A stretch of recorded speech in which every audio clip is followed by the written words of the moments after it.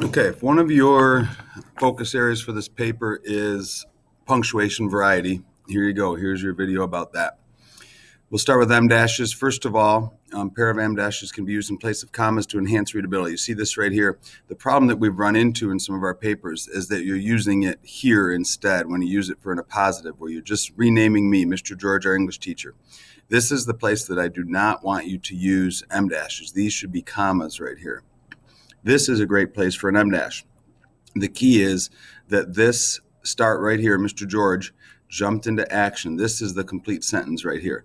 This is additional information that I want to add into the sentence and that I want to focus on, accentuate the sentence. But it's not, it's something that you're going to add importance to here, okay, instead of using commas.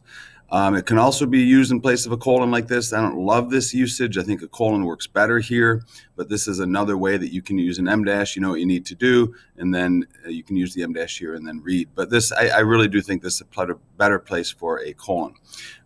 These are the two ways, or this way right here is the way that you should be using an em dash in your paper, especially if one of your focus areas for this paper is punctuation variety. Second is semicolons. We've talked a lot about this, that you need to have two complete sentences. Call me tomorrow, that's a complete sentence. You can give me an answer then, there's a complete sentence. You combine them with a semicolon. We know that the semicolon is essentially equal to the comma and conjunction. So the seniors went to the retreat early Sunday morning, there's a sentence, and then the second part is also a sentence. That is the main use of the semicolon, what I'd like to see in your paper.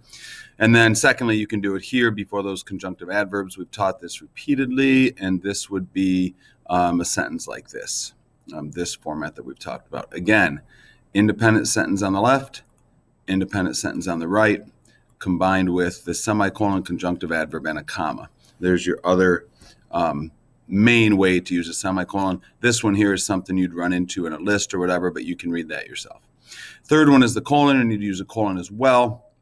The key thing we've talked about is that the sentence before the colon must be a complete sentence, and that the word including here cancels that colon, because that becomes not a complete sentence. You cannot put a colon right here. That does not make sense, because this, in fact, Grammarly even underlined it there. You can see that this is not a complete sentence now.